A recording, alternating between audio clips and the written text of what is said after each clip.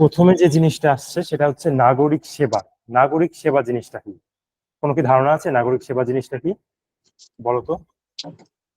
হ্যাঁ স্যার, মানে মানে আমাদের মতো মানে সাধারণ মানুষ যেগুলো সেবা পায় সরকারের কাছ থেকে। হ্যাঁ, নাগরিক সেবা মানে হচ্ছে যে সরকার বা বিভিন্ন সরকারি প্রতিষ্ঠান বা সংস্থা হচ্ছে যে সকল সেবা হচ্ছে তাদের কোনো দেশের নাগরিককে প্রদান করে থাকে, সেই সেবাগুলাই হচ্ছে নাগরিক সেবা। যেমন একটা যেরকম নাগরিক সেবার নাম বলো তো। পাসপোর্ট সেবা, পাসপোর্ট সেবা। হ্যাঁ, পাসপোর্ট। হ্যাঁ হ্যাঁ, পাসপোর্ট। আচ্ছা, তারপর আরো বিভিন্ন সেবা আছে, যেমন তোমাদেরই যদি কথা বলি, তোমাদের বইয়ে একটা উদাহরণ দেওয়া আছে যে হচ্ছে ই তোমরা কমার্স। এনসিটিভি তো জানো। হ্যাঁ, হ্যাঁ, না, এনসিটিভি থেকে ই আমরা বই ডাউনলোড কমার্সটা। করতে পারি। হ্যাঁ হ্যাঁ, এই যে এটা কিন্তু তোমাদেরকে সরকার দিয়ে থাকছে, যে তোমরা যে বইগুলো পড়তে পারছো ওই বইগুলোর মূলত একটা সফট কপি ওয়েবসাইটে দিয়ে দিচ্ছে এনসিটিভি। এটা মূলত সরকার থেকে প্রদান করা হচ্ছে। তো এই যে যে সেবাটা তোমরা গ্রহণ করছো, যে যে কোনো সময় তোমরা বইটা ডাউনলোড করতে পারছো, দিয়ে পড়তে পারছো যে কোনো জায়গাতে, এটাই হচ্ছে সরকার এক ধরনের সেবা দিচ্ছে ছাত্রদেরকে। তো এটা হচ্ছে এক ধরনের নাগরিক সেবা। তো নাগরিক সেবা যেহেতু বুঝলা, পরবর্তী যে টপিকটা আছে সেটা হচ্ছে ই কমার্স। আচ্ছা, আগে এটা পড়িয়ে নি তারপর বলি। আচ্ছা, ই কমার্স জিনিসটা কি বলতো, জানো কি? ই কমার্স হলো আমরা যে যেরকম অনলাইনে কেনাকাটা করি সেরকম, মানে এটা একটা সংস্থা, হ্যাঁ, অনলাইন ই সংস্থা। কম সংস্থা না আসলে, মানে এটা এক ধরনের ব্যবসা টাইপের বলা যায়, সংস্থাও হ্যাঁ বলা যায় আসলে। ই কমার্সের ফুল ফর্মটা কি আমাকে বলতে পারবে কি? ই কমার্সের ফুল ফর্ম। স্যার, পড়ছিলাম কিন্তু মনে নাই, মানে ই কমার্সের আচ্ছা, ফুল ফর্মটা। এটা তো ইংলিশে লেখা হয়, ই লেখে যে COMM, ই কমার্স। এটা সংক্ষেপে, এটার ফুল ফর্ম হচ্ছে ইলেকট্রনিক, যত সম্ভব। এক সেকেন্ড, আমি একটু ভুলে গেলাম। ইলেকট্রনিক কমার্স যতদূর সম্ভব। এক সেকেন্ড। কমার্স, ইলেকট্রনিক কমার্স ঠিকই আছে, মনে ইলেকট্রনিক পড়ছে। কমার্স। হ্যাঁ, ইলেকট্রনিক কমার্স। তাহলে এটার ই কমার্সের ফুল ফর্ম হচ্ছে ইলেকট্রনিক ইলেকট্রনিক কমার্স। হুম। আচ্ছা, ই কমার্স জিনিসটা হচ্ছে, আর বাকি কেউ কি জয়েন করেছে? আচ্ছা, দুইজনই আছে। আচ্ছা, ঠিক আছে। আচ্ছা, ই কমার্স জিনিসটা হচ্ছে যে তুমি ধরো অনলাইনে আমরা অনেক সময় কোনো জিনিস বেচে দিই, আবার অনেক সময় জিনিসপত্র কিনি। এইরকম একটা যে অনলাইনে আমরা বেচা বিক্রি, বেচে দিই এরকম কোন একটা, বা বেচি বা কিনি এরকম একটা ওয়েবসাইটের নাম বলো তো। বাংলাদেশে খুব ফেমাস একটা আছে কিন্তু, বলো তো। যে বাংলাদেশে এরকম একটা ফেমাস একটা প্ল্যাটফর্ম আছে যেখানে তুমি হচ্ছে কোনো পুরাতন জিনিস বেচে দিতে পারবা, আবার কোনো একটা পুরাতন জিনিস কিনতেও পারবা। মনে পড়ছে? বিক্রয়.com নাম শুনেছো? হ্যাঁ, যে বিক্রয়.com কি বইটা নাম একটা আছে শুনেছো? মাই গভ। হ্যাঁ, বইয়ে থাকতে পারে। তারপর হচ্ছে বিক্রয়.com, আমার বইয়ে কোনটা আছে আসলে পুরো বই তো ওইভাবে দেখা হয়নি। তারপরে হচ্ছে যে বিক্রয়.com একটা, বিক্রয়.com নাম শুনোনি? ডিজি হাট। হ্যাঁ হ্যাঁ হ্যাঁ, এটা আছে, এটা পরবর্তীতে আছে এটা। তো বিক্রয়.com-এ কি হয় কি, যে এখানে হচ্ছে তুমি কোনো একটা পুরাতন জিনিস তুমি ইচ্ছা করলে বেচে দিতে পারবা, আবার হচ্ছে কিনতেও পারবা। তেমনই তেমন দারাজ আছে যেখান থেকে তুমি জিনিসপত্র কিনতে পারবা। অর্থাৎ ই কমার্স জিনিসটা হচ্ছে যে অনলাইনের মাধ্যমে বেচা কেনা করা। যে তুমি কোনো একটা জিনিস ইচ্ছা করলা, অনলাইনে বেচে দিলা, আবার কোনো একটা জিনিস অনলাইন থেকে কিনলা, এটাই হচ্ছে ই কমার্স। ই কমার্সটা ক্লিয়ার দুইজনের? হ্যাঁ স্যার। তো চিন্ময়, তোমার কি ক্লিয়ার হয়েছে e commerce? Yes sir. Sir আমার নাম চিন্ময় না। ও আচ্ছা। আচ্ছা, ঠিক আছে, তোমার নাম কি? স্যার শ্রেয়া। শ্রেয়া। আচ্ছা, ঠিক আছে। আচ্ছা, তাহলে হচ্ছে স্যার আমার নামও মানে মিনময়, কিন্তু সবাই আমাকে স্বপ্নিল ঘোষ নামে চেনে, যেরকম স্যার কিছুক্ষণ আগে বললো যে স্বপ্নিল ঘোষ জয়েন করেছে। আচ্ছা, স্বপ্নিল তোমার নাম, আর তোমার নাম শ্রেয়া। আচ্ছা, মনে থাকলে হয়েছে, ভুলে যেতে পারি, সমস্যা নাই। আচ্ছা, তোমার নাম স্বপ্নিল। আচ্ছা, তাহলে ই কমার্সটা বুঝলা। এবার আমরা একটু বইয়ে দেখি কি বলেছে, দেখো। আচ্ছা, এখন দেখো, এই যে ডিজিটাল প্রযুক্তি বা এই যে নাগরিক সেবা, ই কমার্সের ফলে আমাদের কি কি সুবিধা পাচ্ছি বলতো। যে যেমন ধরো, আগে আমরা কোনো একটা জিনিস কিনতে হলে বা কোনো এক ধরনের সেবা নিতে হলে, যেমন ধরো পাসপোর্টের কথাই যদি বলো, পাসপোর্টের জন্য আগে আমাদের, তুমি যে একটা উদাহরণ দিলা যে পাসপোর্ট, পাসপোর্টের জন্য আগে আমাদের কিন্তু পাসপোর্ট অফিসে যেতে হতো, দিয়ে অনেক ঝামেলা ছিল, অনেক সময় ব্যয় হতো আমাদের। তার পাশাপাশি যাতায়াতের জন্য সময় ব্যয় হতো, খরচ ছিল একটা। কিন্তু এখন অনলাইনে হ্যাঁ ডিজিটাল হওয়ার কারণে সবকিছু আমাদের কিন্তু আসলে আর সময় কম লাগে। আমরা এখন অনলাইনে ঢুকে ওয়েবসাইটে ঢুকে সোজাসুজি একদম পাসপোর্ট হচ্ছে জন্য যে ফর্মটা দেয় সেটা ফিল আপ করে ফেলতে পারি। এর ফলে আমাদের একটা সময় বেঁচে যাচ্ছে। তার পাশাপাশি হচ্ছে আমাদের যাতায়াতের যে খরচটা মানে সেটাও কিন্তু কমে যাতায়াতের যাচ্ছে। খরচটাও কমে যাচ্ছে।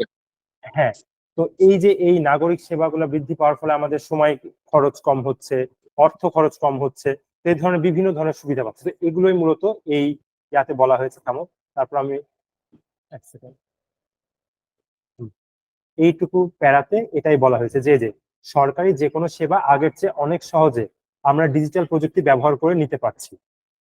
এখন আর কোনো সেবা নিতে অফিসে বা দূরে গিয়ে অনেক সময় ব্যয় করতে হচ্ছে না। নাগরিক সেবা সহজীকরণে আমরা ডিজিটাল প্রযুক্তি যেমন ব্যবহার করছি, তেমনি কেনাকাটাতেও আমরা ডিজিটাল প্রযুক্তি ব্যবহার করে সহজেই সেবা নিতে পারছি। আচ্ছা, এই যেমন আগে আমরা কি হতো যে এখনো আমরা সাধারণত জিনিসপত্র কেনার জন্য বাজারে যাই, কিন্তু কেউ যদি ইচ্ছা করে, ধরো তোমার বাড়িতে কোনো জিনিসপত্র প্রয়োজন, তুমি ধরো তরকারি কিনবা, এটার জন্য কি আছে, চাল ডাল আছে। তুমি যদি চাল ডাল তো চেনো, একটা প্ল্যাটফর্ম, অনলাইন একটা প্ল্যাটফর্ম যেখানে তুমি বিভিন্ন এই যে কি বলে শাকসবজি তরি তরকারি অর্ডার করতে পারবে, তোমাকে বাড়িতে এসে ওরা পৌঁছে দিয়ে যাবে। তো যেমন দেখো, এই তুমি বিভিন্ন কাজে, যেমন এই যে শাকসবজি বা তোমার তরি তরকারির জন্য তোমার আর বাইরে যেতে হচ্ছে না। তুমি ইচ্ছা করলেই হচ্ছে চাল ডাল অর্ডার করে দিচ্ছ, তারা তোমাকে বাড়িতে এসে পৌঁছে দিচ্ছে। তারপর তোমার কোনো একটা জামা কাপড় পছন্দ হলো, তুমি অনলাইন অর্ডার করছো। তো আসলে তুমি যদি ইচ্ছা করো যে বাড়িতে বসে থেকে কিন্তু সবকিছু করতে পারবা। তো এই যে ই কমার্স আর নাগরিক সুবিধা বাড়ার কারণে আমাদের অনেক সময় বেঁচে যাচ্ছে, অর্থ বেঁচে যাচ্ছে। বোঝা গেছে এটা, এই প্যারাটুকু? হ্যাঁ এই প্যারা- আচ্ছা, ঠিক আছে। আচ্ছা, এই যে পরবর্তীতে যেটা বলা হচ্ছে যে এই যে এনসিটিবির কথা বলা হয়েছে যে অষ্টম শ্রেণীর একটা শিক্ষার্থী বিজ্ঞান বইটির একটি সফট কপি। আচ্ছা, সফট কপি বলতে কিছু মানে বোঝো কি সফট কপি জিনিসটা কি? তার মানে ওটারই মানে আরেকটা কপি, মানে নকল কপি আর কি। নকল কপি না, আসলে সফট একটা আছে হার্ড কপি আর একটা হচ্ছে সফট কপি। হার্ড কপিটা হচ্ছে তোমরা যেমন স্কুল থেকে বছরের শুরুতে, ধরো তুমি ক্লাস 8-এ উঠেছো, এবার বছরের শুরুতে হ্যাঁ তোমাকে একটা মানে বই দিয়েছে না, ধরো এই যে আইসিটি বইটার কথা চিন্তা করো, তোমাকে তো একটা বই দিয়েছে পুরোপুরি, তাই না? দেয়নি স্কুল থেকে? তো এই যে এই বইটা দিয়েছে এটা আসলে হার্ড কপি। বোঝা গেছে? আর সফট কপি হচ্ছে যে এই যে তুমি যখন হচ্ছে এনসিটিভির ওয়েবসাইটে ঢুকছো, ঢুকে যখন এই যে বিজ্ঞান বইটা বা আইসিটি বইটা ডাউনলোড দিচ্ছ, তখন তুমি পিডিএফ আকারে পাচ্ছ। এই পিডিএফটাকে আসলে সফট কপি বলা হয়। বা মানে হার্ড কপি আর সফট কপির মধ্যে পার্থক্য বোঝা গেছে? যদি ক্লিয়ার করতেন। শ্রেয়া, আচ্ছা আচ্ছা, হ্যাঁ।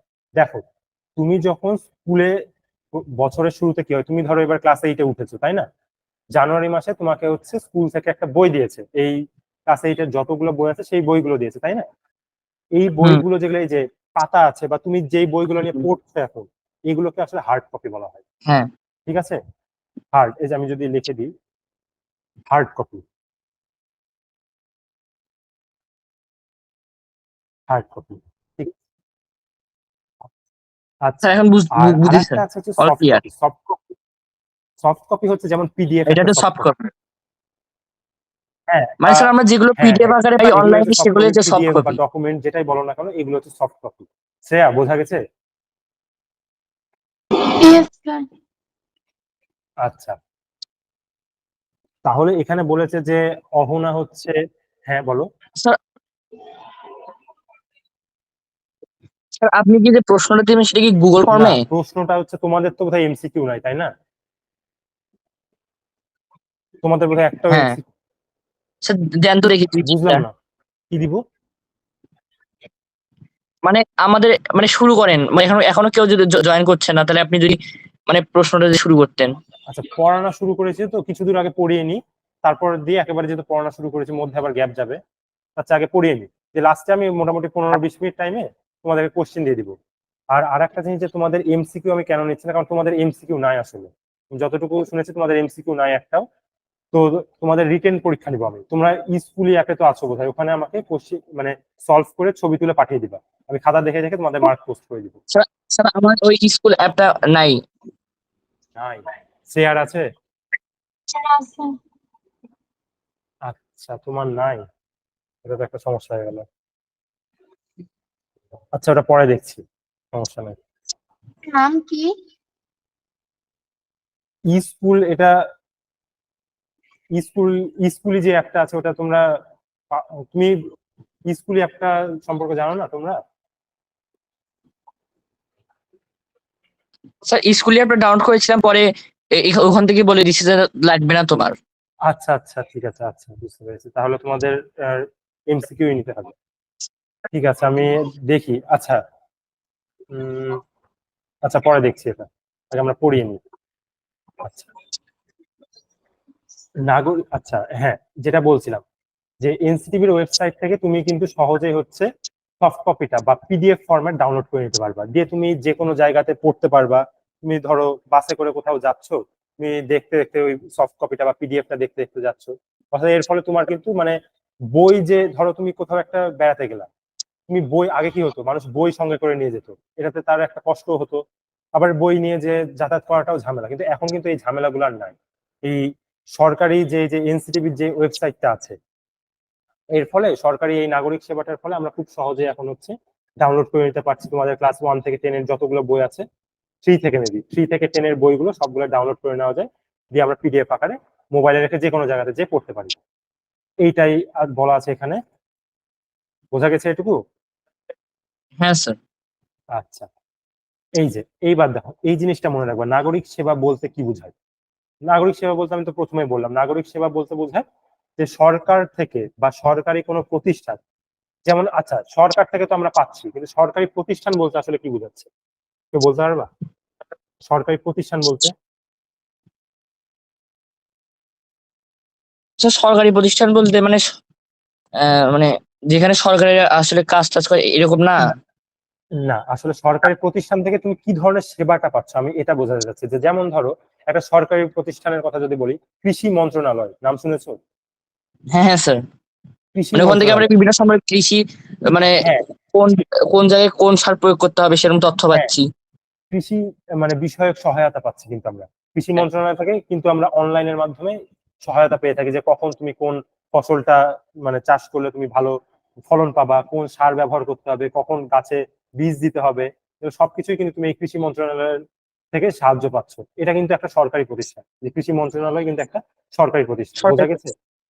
তো হ্যাঁ স্যার। এইরকম যে নাগরিক সেবা হচ্ছে যে সরকারের কাছ থেকে তুমি যেটা পাচ্ছ বা কোনো একটা সরকারি প্রতিষ্ঠান বা স্থানীয় সংস্থা থেকে পেয়ে থাকো, সেটা হচ্ছে স্থানীয় সংস্থা বলতে মূলত সিটি কর্পোরেশন বোঝায়। সিটি কর্পোরেশন আছে না, বা ইউনিয়ন পরিষদ, এগুলো স্থানীয় একটা অঞ্চল নিয়ে কাজ করে না, সিটি কর্পোরেশন একটা নির্দিষ্ট একটা কর্পোরেশন নিয়ে কাজ করে, তাই না? হ্যাঁ স্যার। তো এই জিনিসগুলো হচ্ছে স্থানীয় সংস্থা। তো সিটি কর্পোরেশনের মাধ্যমে আমরা বিভিন্ন কাজ করে থাকি বা বিভিন্ন সেবা পেয়ে থাকি, যেগুলো আমরা পরবর্তীতে দেখছি। তো এটা তো বোঝা গেছে আশা করি, যে নাগরিক সেবা। শ্রেয়া, বোঝা গেছে? Yes, sir. আচ্ছা, এবার কি বলেছে এটা, দাঁড়াও একটু দাঁড়াও এক second। আচ্ছা হ্যাঁ, এইখানে বলেছে অহনা এনসিটিভি বই ডাউনলোড করে যে সেবাটি পেয়েছে সেরকম আরো কয়েকটি সেবার নাম আমরা নিচের স্টিকি নোটগুলোতে উল্লেখ করি। আচ্ছা, নিচে এই নোটগুলোতে আমরা কয়েকটা সেবার নাম উল্লেখ করব, যে যেগুলা হচ্ছে আমরা পেয়ে থাকি সাধারণত। এরকম কয়েকটা সেবার নাম কি বলতে পারবা? একটু চিন্তা করে দেখো তো। তো দাঁড়ান একটু চিন্তা করি। হ্যাঁ, চিন্তা করো, সমস্যা নেই। শ্রেয়া, তুমিও চিন্তা করো, তোমাকেও দিয়ে চলবো কিন্তু। হুম,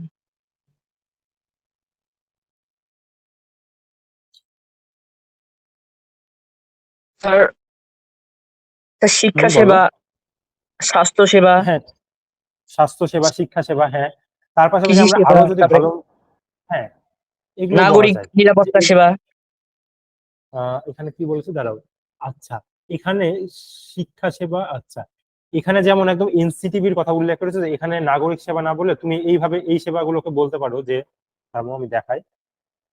আচ্ছা শ্রেয়া, তুমি কয়েকটা বলো তো, সেবা। তোমার গুলো এমনি ঠিক আছে, সমস্যা নাই, কিন্তু তার পাশাপাশি আমরা আরো কয়েকটা বলতে পারি একদম স্পেসিফিক ভাবে। যেমন এখানে বলা হয়েছে স্পেসিফিক ভাবে, যে হচ্ছে ইয়া সেবা, কি বলে হচ্ছে এনসিটিভির কথা বলা হয়েছে। তো আমরা এখানে যেমন বলতে পারি না, যে নাগরিক সনদের আবেদনের জন্য যে সেবাটা আমরা পেয়ে থাকি, আমি যদি লিখে হ্যাঁ দিই স্যার। একটা, নাগরিক সনদের আবেদন, আচ্ছা, নাগরিক সনদ বুঝো বা NID card, national ID card? হ্যাঁ হ্যাঁ স্যার। এখন ধরো আগে কি হতো, আগে এই এনআইডি কার্ডের জন্য অনেক ঝামেলা হতো। দেখা যাচ্ছে তোমাকে যে হচ্ছে বিভিন্ন সিটি কর্পোরেশনে যে অ্যাপ্লিকেশন করা লাগতো এনআইডি কার্ডের জন্য, তখন হচ্ছে সেটা অনেক লেন্দি প্রসেস হতো। আবার আগে অনেক সময় নাম ভুল আসতো, এরকম তো শুনেছো যে এনআইডি কার্ডে নাম ভুল আসছে, বাবার নাম ভুল আসছে বা মায়ের নাম ভুল আসছে, কখনো দেখা যাচ্ছে নিজের নামই ভুল চলে আসছে। তো এখন আসলে এই সমস্যাগুলো আর ইয়া করতে হয় না, আমরা এখন অনলাইনের মাধ্যমেই এই নাগরিক সনদের আবেদন করতে পারি। বোঝা গেছে? হ্যাঁ স্যার স্যার। হ্যাঁ বলো। স্যার টেলিমেডিসিন কি হবে? আসলে এখানে স্পেসিফিক ভাবে বোঝাতে চাচ্ছে, মানে যেমন গত ইয়াতে যে এনসিটিভির যে সেবাটা তোমরা পাচ্ছ, সেই সেবাটা কি একটা শিক্ষা সেবার মধ্যে পড়ে না? Yes, sir.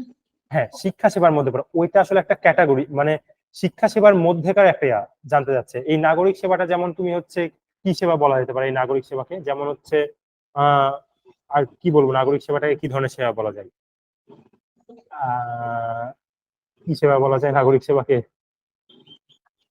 এটা মানে আমি বলতে চাচ্ছি কি, জিনিসটা হচ্ছে যে তোমার, তুমি যে এনসিটিভির বইটা ডাউনলোড করছো এটা শিক্ষা সেবার মধ্যে পড়ছে। তো তুমি যখন বলছো টেলিমেডিসিন, টেলিমেডিসিন কিন্তু একটা ক্ষেত্র, যেমন শিক্ষা সেবা তেমনই টেলিমেডিসিন একটা, কিন্তু টেলিমেডিসিনের মধ্যেকার কোনো একটা স্পেসিফিক কোনো একটা সেবার কথা বলো, তাহলে এই জিনিসটা আসলে এরকম জানতে চাচ্ছে। বুঝতে পেরেছো কি? Yes, sir. বুঝতে বুঝতে পেরেছো না পারোনি? তোমার কথা বুঝতে পারিনি আমি। স্যার হ্যাঁ বুঝতে পেরেছি। আচ্ছা, তারপর আর একটা, যেমন আমাদের হচ্ছে জন্ম সনদ করা লাগে। জন্ম সনদের এই সেবাটাও হচ্ছে তুমি আবেদনটাও করতে পারো অনলাইনের মাধ্যমে। তারপর ধরো তোমরা তো এখন চাকরি করো না, যারা ধরো চাকরিজীবী মানুষ তাদের কিন্তু একটা ট্যাক্স দিতে হয় জন্ম সনদ আবেদন। আচ্ছা, ট্যাক্স দেওয়া লাগে না, বা একটা কর দেওয়া লাগে, যেটা সরকারকে প্রতি মানে বেতনে হচ্ছে যে বেতনটা পায় প্রত্যেক মাসে মাসে একটা নির্দিষ্ট পরিমাণ টাকা সরকারকে কিন্তু দেওয়া লাগে। তো এটাকে বলা হয় ট্যাক্স বলা হয়। ঠিক আছে? তো এই ট্যাক্সের জন্য হচ্ছে তোমার আগে যে সশরীরে হচ্ছে এগুলোর কাজ করা লাগতো, কিন্তু এখন ট্যাক্স হচ্ছে তুমি অনলাইনে দিতে পারো। বোঝা গেছে?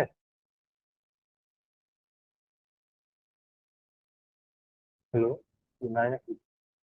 হ্যাঁ স্যার। বুঝতে পেরেছো? স্যার না আরেকবার একটু ক্লিয়ার করেন। ট্যাক্সেরটা। হ্যাঁ হ্যাঁ হ্যাঁ। আচ্ছা, ধরো তুমি চাকরি করো। হ্যাঁ, তুমি এখন যখন চাকরি করো তুমি তো সরকারের কাছ থেকে বা কোনো একটা, সাধারণত সরকারি চাকরি করলে তোমাকে ট্যাক্স দিতে হয়, আমি যতটুকু জানি, আমার ভুলও হতে পারে, এটা আমি শিওর না। ধরো যারা সরকারি চাকরি করে, কথার কথা তুমি কোনো একটা সরকারি চাকরি করো, হ্যাঁ স্যার। সরকারি চাকরি করলে তোমাকে হচ্ছে সরকার তোমাকে প্রত্যেক মাস মাস শেষে একটা বেতন দিচ্ছে, তাই না? এখন হুম এই বেতনটা যে দিচ্ছে, এই বেতনের পুরো আসলে সরকারকে কিছু টাকা ব্যাক করতে হয়, যেটাকে আমরা ট্যাক্স বলে থাকি। তোমার বেতনের প্রত্যেক মাসে সামান্য একটা অংশ, খুব বড় একটা অংশ না, ধরো কথা কথা তোমাকে 50,000 টাকা বেতন দিলে তো তোমার সরকার 10,000 টাকা নিয়ে নিচ্ছে না মাসে, তাহলে তোমার কিছু থাকছে না। সরকার আসলে খুব একটা, দেখা যাচ্ছে কথা কথা 50,000 টাকা সরকার তোমাকে মাসে বেতন দিলে 1,000 টাকা বা 500 টাকা তোমাকে মান্থলি চার্জ করছে, যে এই টাকা তুমি একটা ট্যাক্স হিসাবে সরকারকে আবার ফেরত দিতে হবে। যেমন ট্যাক্স জিনিসটা অনেকটা ভ্যাটের রকম। যেমন আমরা জিনিসপত্র কিনি না, জিনিসপত্র কিনলে কি হয়, ধরো একটা তুমি কলম কিনলে, একটা কলম কিনলেও কিন্তু সেখানে তুমি একটা ভ্যাট দিচ্ছ সরকারকে, একটা নির্দিষ্ট খুব সামান্য পরিমাণ কয়েক পয়সা হলেও টাকা তুমি সরকারকে দিচ্ছ। তেমনই যখন তুমি চাকরি করছো, সরকারি চাকরি করছো, সরকার তোমাকে একটা বেতন দিচ্ছে, ওই বেতনের একটা সামান্য অংশ তুমি সরকারকে দিচ্ছ। বোঝা গেছে? তো এই যে ট্যাক্স হুম। সংক্রান্ত প্রত্যেক মাসে কিন্তু ট্যাক্সের কাজ করা লাগে আসলে সবাইকে, যারা সরকারি চাকরি করে প্রত্যেক মাসে মাসে ট্যাক্সের কাজ করা যাবে, বলা হয় যে ইনকাম ট্যাক্সের কাজ করছে, এরকম বলা হয়। তো এই ট্যাক্সের কাজ কিন্তু আগে সশরীরে করা লাগতো, কিন্তু এখন বাড়িতে বসে থাকে সবাই, এই ডিজিটাল সবকিছু হয়ে যাওয়ার কারণে এখন বাড়িতে বসে থেকে ট্যাক্সের কাজ করা যায়। মাস শেষে দেখা যায় যারা সরকারি চাকরি করে অনলাইনে বসে থেকে ট্যাক্সের কাজ করে ফেলতে পারে। তার ট্যাক্সের যে যত টাকা পে করতে হবে বা ট্যাক্সের যে ইয়াটা, সবগুলো সে অনলাইনে করতে পারে। বোঝা গেছে? হ্যাঁ স্যার। শ্রেয়া, বুঝতে পেরেছো? Yes, sir. তারপর আর একজন কে বা জয়েন করেছো। স্যার এখন দিয়ে দেন কোশ্চেন। কোশ্চিন তো দিব, কিন্তু কথা হচ্ছে যে তোমরা যে হচ্ছে মানে স্কুল অ্যাপে নাই, তাহলে আমাকে তো কোশ্চিনটা মানে রিটেন কোশ্চিন তো যেহেতু তোমাদের মানে ইয়া, তো আমি মানে রিটেন পরীক্ষা হবে, তো তাই আমি মনে করছি রিটেন কোশ্চিনই করি, তাহলে ভালো হবে তোমাদের জন্য। তাহলে আমি বুঝতে পারবো যে তোমরা আসলে কিভাবে অ্যান্সার করছো না করছো।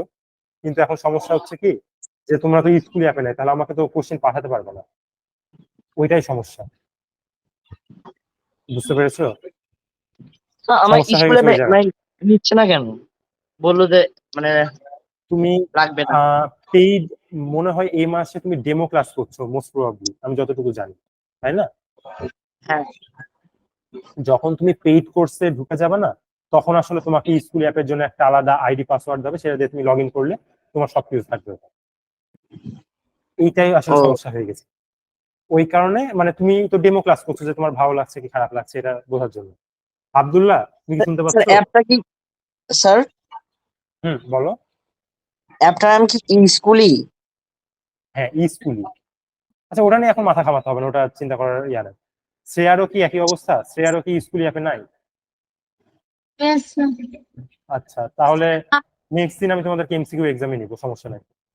আজকে আচ্ছা আমি কোশ্চিনটা দেখাই, আচ্ছা তোমরা একটু উত্তর দাও, কোশ্চিনটা দেখে দেখে উত্তর দাও। আব্দুল্লাহ, শুনতে পাচ্ছ? হ্যাঁ স্যার, এটা ভালো হবে। আব্দুল্লাহ, শুনতে স্যার। পাচ্ছ? বলো। স্যার আমিও সম্ভবত ডেমো ক্লাসই করছি। হ্যাঁ হ্যাঁ, মনে হয়। স্যার আব- স্যার আমাদের পরীক্ষাটা কোন কোন চ্যাপ্টারের উপর নেওয়া হবে? পরীক্ষা সম্পর্কে এখনো তো বলা হয়নি আমাদেরকে কিছু। স্যার দেখা বলা যাক হয়েছে স্যার, এক থেকে 3 অধ্যায়ের মধ্যে ডিজিটাল টেকনোলজি, ও মানে আচ্ছা, মানে ডিজিটাল। ও তোমাদের যেটা অর্ধবার্ষিক পরীক্ষার কথা বলছো? হ্যাঁ হ্যাঁ হ্যাঁ না ও স্যার, না স্যার। আচ্ছা, তাহলে তুমি কিসের কথা, মানে এই মান্থলি এক্সামটার কথা বলছো? Yes sir. আচ্ছা, মান্থলি এক্সামটা আমি এখনো সঠিক জানি না, কারণ আমি তো তোমাদেরকে এই চ্যাপ্টারের মাস থেকে ধরেছি, তাই না? আগে তো তোমাদেরকে ফাইন স্যার পড়াতেন। স্যার মান্থলি এক্সাম কি ডেমো দিতে পারবে? আমি আসলে এটা সঠিক বলতে পারছি না, আমার এটা জানা নাই। এটা তোমরা ফাইন স্যারের সঙ্গে কথা বলো, এটা স্যার বেটার হয়। এমসিকিউ বলো। এমসিকিউ যে এক্সামটা হবে এটা কিসের উপর নেওয়া হবে? এটা আমি হচ্ছে, ধরো উইকে তোমাদের একটা করে এক্সাম নেওয়ার কথা ছিল, তো আমি আজকে হয়তো ওই উইকলি এক্সামটা নিতাম, কিন্তু ওই যে তোমাদের তো যেহেতু নাই, নিতে পারছি না, ম্যাক্সিমাম ছাত্ররই নাই। তো আমি হচ্ছে নেক্সট দিন একটা এমসিকিউ এক্সাম নিব তোমাদেরকে, ইয়ার মাধ্যমে, গুগল ফর্মের মাধ্যমে। সেখানে 10টা বা 5টা, দেখা যাক আসলে কয়টা এমসিকিউ করতে পারি, যে কয়টা করবো সেগুলো তোমরা এক্সাম দিবা। আর সেটা এটাই হচ্ছে কোন? আচ্ছা স্যার, আজকে প্রশ্নটা দেখান। হ্যাঁ, দেখাচ্ছি। তোমাদের হচ্ছে যে ইয়াটা ছিল যে হচ্ছে যতটুকু আমি পড়াবো ততটুকু উপর বেস করে, যে আগের দিন যা পড়িয়েছি তারপরে বেস করে পরীক্ষা হবে। আচ্ছা স্যার, তাহলে মানে ওগুলো হ্যাঁ ধরেন স্যার একে। হ্যাঁ, আচ্ছা আব্দুল্লাহ, তুমি আছো? আব্দুল্লাহ, একটু রেসপন্স করো। ও রেসপন্স করে না, আচ্ছা। দেখো, আমি এই কোশ্চেনটা করেছিলাম তো, এক সেকেন্ড, আমি যাকে যাকে ধরবো শেষে অ্যান্সার দিবা। আচ্ছা, কোশ্চেন দেখতে পাচ্ছ তো? স্যার হ্যাঁ দেখা যায়, আচ্ছা। 1 নাম্বার কোশ্চেনটা বলবা হচ্ছে, আচ্ছা, আহ, তোমার নাম কি জানি বললা, যে কথা বলছিলা ভুলে গেলাম আমি, স্বপ্নিল। হ্যাঁ স্যার। স্বপ্নিল, তুমি 1 নাম্বার কোশ্চেনটা আমাকে বলো তো, একটু ব্যাখ্যা করে বলো, গতদিন কিন্তু এটা পড়িয়েছেন। স্যার কোশ্চেনটা দেওয়া আছে, একজন অষ্টম শ্রেণীর শিক্ষার্থী হিসেবে পড়াশোনার বিষয়ক ক্ষেত্রে সামাজিক যোগাযোগ মাধ্যম ব্যবহার করা কতটুকু যুক্তিযুক্ত? তোমার হ্যাঁ মতামতের সাপেক্ষে যুক্তি দাও। হ্যাঁ, এটা তুমি আমাকে এখন বর্ণনা করো। তুমি আমাকে একটু বিস্তারিত বর্ণনা করো যে আসলে কতটা যুক্তিযুক্ত ব্যবহার করা উচিত কি না। মানে তুমি যেভাবে রিটেন কোশ্চেনটা লেখতা, ধরো আমি এটা তোমাকে পরীক্ষা নিলে তুমি যেভাবে লেখতা সেটা আমাকে বলো। স্যার একজন অষ্টম শ্রেণী হিসেবে মানে পড়াশোনা বিষয় হিসেবে আমাকে মানে মোবাইল ব্যবহার করা মানে সামাজিক যোগাযোগ মাধ্যম ব্যবহার করা মানে উচিত আবার উচিত না, কারণ আমি যদি আবার সামাজিক যোগাযোগ মাধ্যমটা খারাপ কাজে ব্যবহার করি তাহলে এটা কিন্তু আমার জন্য মানে উচিত হবে না। হ্যাঁ, অর্থাৎ তুমি যদি সময় ব্যয় করো পড়াশোনার ক্ষেত্রে, যদি তুমি হ্যাঁ, সময় ব্যয় করো পড়াশোনা সেটা তোমার জন্য সেটা মানে আমার জন্য লাভ লাভ। হবে। হ্যাঁ, কিন্তু যদি তুমি পড়াশোনার বাদে যদি সামাজিক যোগাযোগ মাধ্যমে, ধরো তুমি পড়াশোনার জন্যই নিলা, কিন্তু তুমি পড়াশোনা না করে অন্য কোনো একটা ইয়াতে সময় নষ্ট করে ফেলছো, সময় ব্যয় করছো, হুম। এক্ষেত্রে তোমার লাভ তো হবেই না, বরং তোমার ক্ষতি হবে। হ্যাঁ ঠিক স্যার। আছে, তো এটা তো দেখলা কোশ্চেনটা আসলে ছিল এটা লেখার জন্য। আচ্ছা, এবার শ্রেয়া, শুনতে পাচ্ছ? শ্রেয়া, ওই গেল কই? আচ্ছা, আব্দুল্লাহ, রেসপন্স করছো না কেন? আব্দুল্লাহ রেসপন্স করে না। আচ্ছা, আমাকে কি বলতে পারবা, ইয়া কি জানি নাম, ভুলে যাচ্ছে বারবার। স্বপ্নিল, ডিজিটাল ফুটপ্রিন্ট বলতে কি বুঝায়? গতদিন পড়িয়েছিলাম এটা কিন্তু।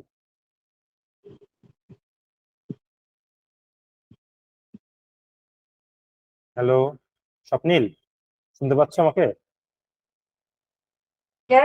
হ্যাঁ স্যার, শুনতে পাচ্ছি। আচ্ছা আসসালামু একটু আলাইকুম দাঁড়াও, একটু স্যার। দাঁড়াও, কে আছে? ওয়ালাইকুম আসসালাম। হ্যাঁ, তুমি রেসপন্স করছো না যে? আচ্ছা, স্যার আসলে শুনতে আমার পাচ্ছ কি তুমি? মাইকটা অন হচ্ছিল না। আচ্ছা আচ্ছা, ঠিক আছে। আচ্ছা, তুমি গতদিন ক্লাস করেছিলা তো বোধহয়, না? জি গতদিন ক্লাস করেছিলা?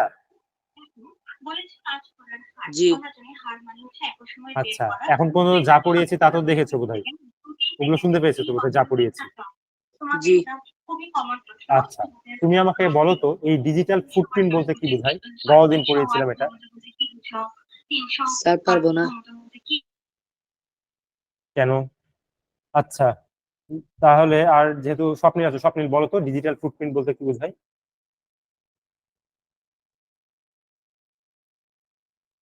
স্বপ্নিল, আচ্ছা থামো থামো, স্বপ্নিল একটু দাঁড়াও, একটু দাঁড়াও। শ্রেয়া, শুনতে পাচ্ছো? শ্রেয়া, আচ্ছা ওর বোধহয় নেট প্রবলেম। স্বপ্নিল, তুমি আমাকে বলো ডিজিটাল ফুটপ্রিন্ট বলতে কি বোঝায়? হ্যালো স্বপ্নিল, শুনতে পাচ্ছ না?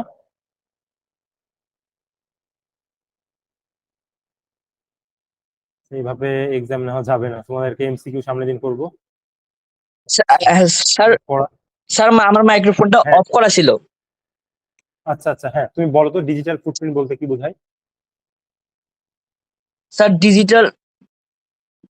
ডিজিটাল ফুটপ্রিন্ট হলো অনলাইনে একজন ব্যক্তির কর্মকাণ্ডের ইলেকট্রনিক ট্রেস বা রেকর্ড। এটি দুই ধরনের হতে পারে। অর্থাৎ মানে এক নম্বর হচ্ছে অ্যাক্টিভ ফুটপ্রিন্ট। এটি মানে সেই তথ্য যা একজন ইচ্ছাকৃতভাবে অনলাইনে শেয়ার করে। উদাহরণস্বরূপ সোশ্যাল মিডিয়াতে পোস্ট করা ছবি, ব্লগ লেখা, ফোরামে মন্তব্য করা ইত্যাদি। আর এটা প্যাসিভ কি বই দেখে বলছো নাকি ফুটপ্রিন্ট তুমি? মানে দুই নাম্বার। বই দেখে বলছো? স্যার না, আচ্ছা না বই বলো তো স্যার তাহলে। নাই। আমি আচ্ছা একজনের আচ্ছা কাছে শুনছিলাম এরকম করে। আমার তো আচ্ছা আচ্ছা তারপরে স্যার হচ্ছে এটি মানে প্যাসিভ ফুটপ্রিন্টে স্যার এটি সেই তথ্য বা যা যা একজনের জানার বাইরে সক্রিয়ভাবে সংগ্রহ করা যায়। মানে বিভিন্ন ওয়েবসাইট থেকে মানে সংগ্রহ করে আর কি। হ্যাঁ যেরকম স্যার কুকিজের মাধ্যমে আচ্ছা ব্রাউজিং মানে হ্যাবিট সংগ্রহ করা ইত্যাদি। আচ্ছা আচ্ছা। ইয়া আব্দুল্লাহ, তুমি তো হচ্ছে বোধহয় ফুটপ্রিন্ট সম্পর্কে জানো, ডিজিটাল ফুটপ্রিন্ট, এটা কি একবার বলে দিব? হ্যাঁ স্যার, আমাকে একটু যদি ভালো করে বলে দিতেন, আমি এটা একজনের কাছে শুনছিলাম তো।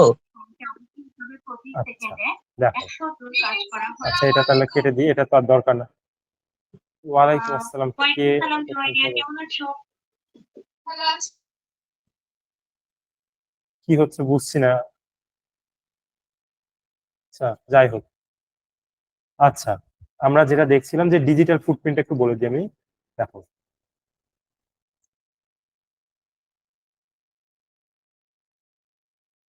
ডিজিটাল ফুটপ্রিন্টের সংজ্ঞাটা কি বললা হচ্ছে স্বপ্নিল, একটু বলো। আমি সংজ্ঞাটা, অ্যাপ্রোপ্রিয়েট সংজ্ঞাটা আমার তো মুখস্থ নাই।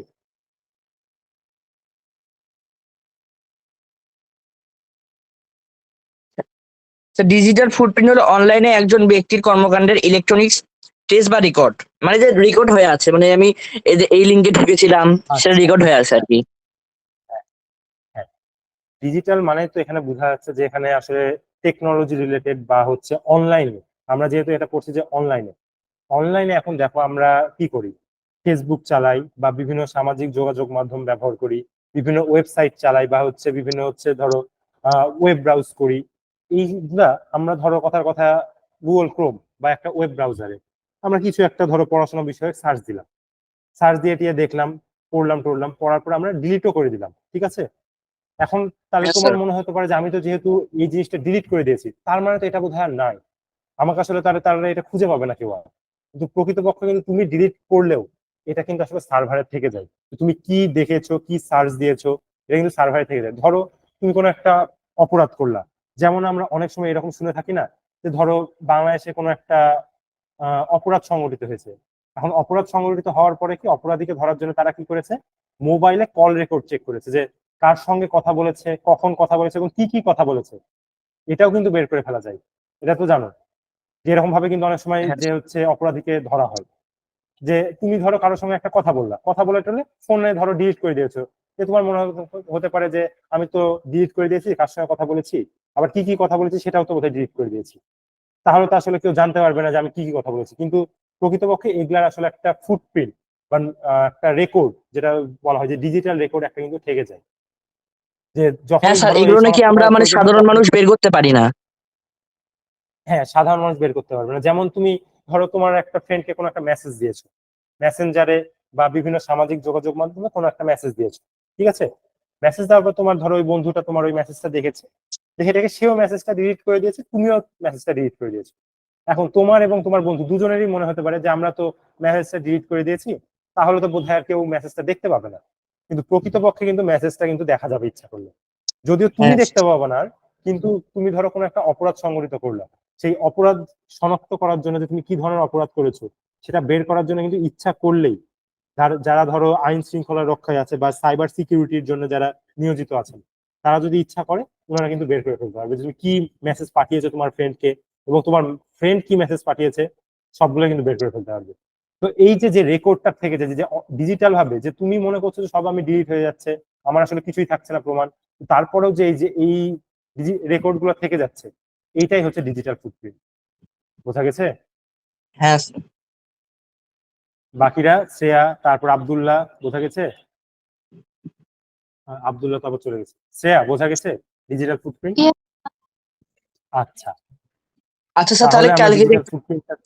আপনি যে সিরিজের ক্লাস নিলেন না, হ্যাঁ, হ্যাঁ, তাহলে স্যার ওখানে যে ছিল যে বাবাকে গ্রেপ্তার করে নিয়ে গেল, তাহলে এখানেও তো আমরা ওই মানে ডিজিটাল ফুটপ্রিন্টের মাধ্যমে ওই লোক দুষ্কৃতিকারীকে ধরতে পারি। বাবাকে গ্রেপ্তার করে নিয়ে গেলে হ্যাঁ ধরা যাবে যে একটা ঘটনা ছিল যতদূর সম্ভব। হ্যাঁ, আমার ঘটনাটা হ্যাঁ। বের করি একটু, আমি হালকা হালকা মনে আছে, আমার ওইভাবে মনে নাই।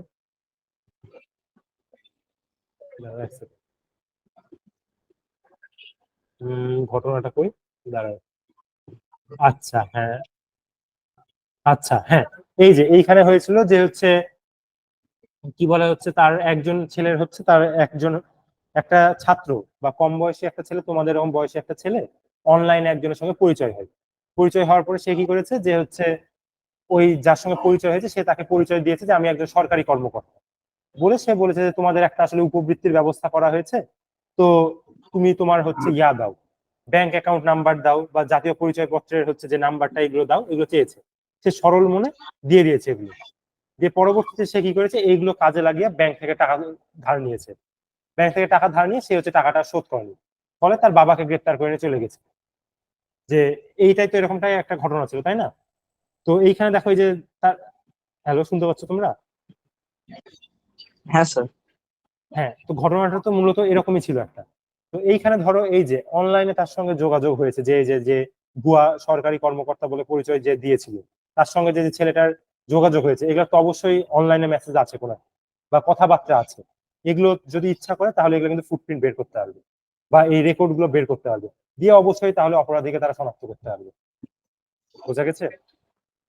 এটা এখানেও ডিজিটাল ফুটপ্রিন্ট কাজে লাগাতে পারবে। হ্যাঁ স্যার। ডিজিটাল ফুটপ্রিন্ট জিনিসটা ক্লিয়ার? sir. ইভেন অনেক হ্যাঁ সময় স্যার। তোমার ডিজিটাল ফুটপ্রিন্ট আরো যদি বলি, যে তোমার মোবাইলে যা সিম লাগানো আছে, একটা সিম লাগানো আছে না, এই সিমটাকে কাজে লাগিয়ে শুধু তুমি ধরো নেট অন করা না, শুধু তুমি সিমটা ব্যবহার করছো, নেট অফ তোমার মোবাইলে, এই সিমটাকে কাজে লাগিয়ে তারা তুমি কোথায় আছো সেটা পর্যন্ত বের করে ফেলতে পারবে। বুঝতে পেরেছো? এইভাবেই মূলত অপরাধীকে তারা আসলে শনাক্ত করে। যে প্রথমে যে ফুটপ্রিন্ট বের করে, ডিজিটাল ফুটপ্রিন্ট, যে সে আসলে অপরাধী কিনা, অপরাধী করার পর দেখা যাচ্ছে ম্যাক্সিমাম ক্ষেত্রে দেখা যায় যে হচ্ছে নেট টেট অফ করে দেয়, কিন্তু এই যে সিমের মাধ্যমে তারা কিন্তু খুঁজে বের করে ফেলতে পারে। তো তাহলে এই জিনিসটা ক্লিয়ার আশা করি। আচ্ছা, হুম। তাহলে এবার চলো আমরা পরবর্তীতে যাই, যে কি পড়ছিলাম, যেটা মেন টপিক, এটা 10 দিনের পড়া। আচ্ছা, তো এটা তো দেখলাম, এটা তোমরা আরো কয়েকটা চিন্তা করবা, ঠিক আছে? চিন্তা করে এখানে যে কি কি সেবা হতে পারে, নাগরিক সেবা আরো, সেগুলো চিন্তা করবা। হ্যাঁ, আচ্ছা, এবার দেখো কি বলেছে এখানে, যে সংস্থা অনুযায়ী নাগরিক সেবার ধরন ভিন্ন ভিন্ন, এক এক সংস্থার কাছ থেকে এক এক ধরনের সেবা নিচ্ছি। উপরের আলোচনা ছক পর্যালোচনা করলে আমরা নাগরিক সেবা। আচ্ছা, দেখো, শিক্ষা সেবা, এই যে শিক্ষা বিষয়ক তুমি বিভিন্ন ধরনের সেবা পাচ্ছ, যেমন এই যে এনসিটিভি তোমাকে সুন্দর করে বই দিচ্ছে। তারপর স্বাস্থ্য সেবা, স্বাস্থ্য সেবার একটা ভালো উদাহরণ কেউ বলতে পারবা, যে স্বাস্থ্য সেবা যে তুমি পাচ্ছ?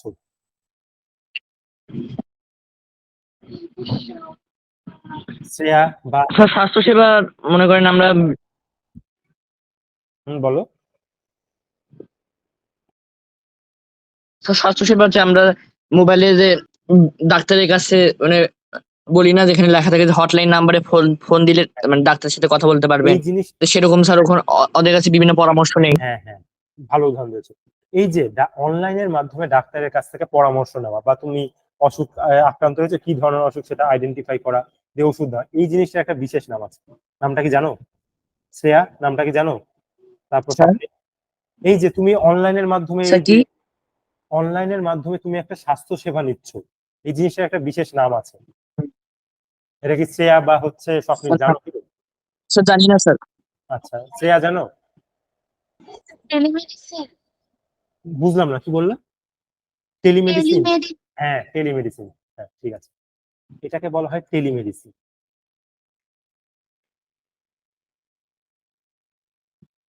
টেলিমেডিসিন জিনিসটা হচ্ছে কি, এই যে টেলি মানে হচ্ছে এই যে টেলিফোন শুনেছি না আমরা,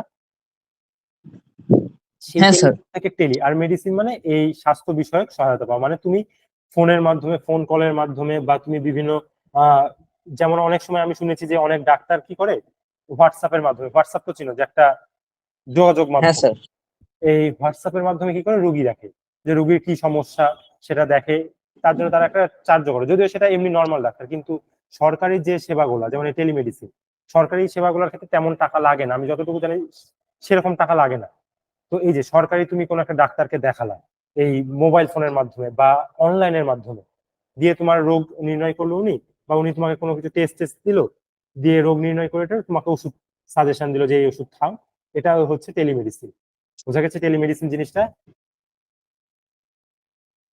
আচ্ছা, হ্যাঁ কৃষি সেবার ক্ষেত্রে কৃষি বিষয়ক বিভিন্ন ধরনের কিন্তু সেবা দিয়ে থাকে সরকার, যে তোমার হচ্ছে কখন কোন ফসলটা ফলাতে হবে, তারপর কোন ফসলের জন্য এখন উপযুক্ত সময়, কি ধরনের সার ব্যবহার করলে ফসলটা ভালো হবে, কোন ধরনের ধান ব্যবহার করলে বেশি ফলন পাওয়া যাবে, এই রিলেটেড সেবাও কিন্তু সরকার দিয়ে থাকে। গ্রামে গ্রামে বিশেষ করে এই ধরনের সেবা দিয়ে থাকা হয়। বোঝা গেছে? তারপর 4 নাম্বারটা যেটা আইন ও বিচার সেবা। এই যে আমরা যে অনলাইন ব্যবহার করছি, বিভিন্ন অনলাইনে বিভিন্ন কার্যকলাপ করছি, সেখানে কিন্তু অনেক ধরনের কিন্তু সাইবার অপরাধ হয়। সাইবার অপরাধ বুঝো? হ্যাঁ স্যার। আচ্ছা, শ্রেয়া, সাইবার তো অপরাধ, সাইবার অপরাধ দাঁড়াও একটু দাঁড়াও স্বপ্নি। শ্রেয়া, সাইবার অপরাধ বোঝো? শ্রেয়া, নাই নাকি? ইয়েস স্যার, বুঝি। হ্যাঁ, আমাকে বলো তো সাইবার অপরাধ জিনিসটা কি? স্যার, সাইবার অপরাধ মানে অনলাইনের মাধ্যমে কোনো অপরাধ করা, যেমন সাইবার বুলিং, হ্যাঁ কারো মোবাইল হ্যাক করা, এরকম হ্যাঁ টাইপস। হ্যাঁ, এই তো সাইবার অপরাধ মানে হচ্ছে অনলাইনের, মানে অনলাইন জগতে বা অনলাইনে সংগঠিত বিভিন্ন ধরনের অপরাধ, যা সাধারণত মোবাইল বা হচ্ছে কম্পিউটারের মাধ্যমে করা হয়ে থাকে। তো এই সাইবার অপরাধের জন্য ধরো তুমি কোনো একটা সাইবার অপরাধের শিকার হলা, ঠিক আছে? হ্যাঁ স্যার, আমরা গুজব ছড়ানো। হ্যাঁ, গুজব ছড়ানো, তারপর কাউকে হ্যারাস করা, অনলাইনে বুলি করা, তারপর তোমাকে হ্যাঁ threat হ্যাঁ স্যার, দেওয়া, মানে হতাশাজনক কথা বলা। হতাশাজনক কথা বলা, বা তোমাকে ধরো কেউ একটা অনলাইনে মেসেঞ্জারে কথা বলে তোমাকে কেউ একটা থ্রেট দিল যে এই কাজটা করো, আমাকে এত টাকা দাও, নাহলে আমি তোমার এই ক্ষতিটা করে দিব। এই জিনিসগুলো আসলে মূলত সাইবার অপরাধ। মানে তোমার মানে স্যার ছবি নিয়ে অনেকে হচ্ছে মানে সোশ্যাল মিডিয়াতে দিয়ে দেয়। হ্যাঁ, তো এই জিনিসগুলোই হচ্ছে সাইবার অপরাধ। তো সাইবার অপরাধের সাইবার অপরাধ ধরো, তুমি ধরো সাইবার অপরাধের শিকার হলা, অর্থাৎ তুমি এখন তোমার সাহায্য দরকার। তো অনলাইনে বিভিন্ন ধরনের কিন্তু হচ্ছে সুবিধা মানে কি বলবো, সেবা পাওয়া যায় যেটা সরকারের কাছ থেকে। যেমন হচ্ছে অনলাইনে যদি তুমি যে সার্চ করো, অনলাইনে যে তুমি জিডি করতে পারবে, এটা কি জানো? তুমি ধরো কোনো একটা সাইবার অপরাধের শিকার হলা, আমরা জিডি করার জন্য কি করি, পুলিশের স্টেশনে যাই, স্যার নিকটবর্তী কোনো শুনেছি, কিন্তু থানায়। স্যার ডিলিটটা করতে পারি না অনলাইনে। অনলাইনে, মানে স্যার শুনেছি, কিন্তু মানে অনলাইনে জিডিটা করতে পারি না। আচ্ছা, জিডিটা করে দেখাবো বলছো, যে কিভাবে করে? জিডি তো করা যাবে না, আসলে কোনো অপরাধ তো নাই, মানে এমনি জাস্ট প্রসিডিউরটা দেখাবো তোমাকে বলছো? হ্যাঁ হ্যাঁ স্যার, হ্যাঁ। আচ্ছা, শ্রেয়া তুমিও কি একমত? দেখবা?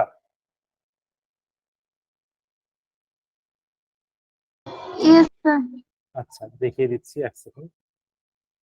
আচ্ছা, ধরো, এক সেকেন্ড।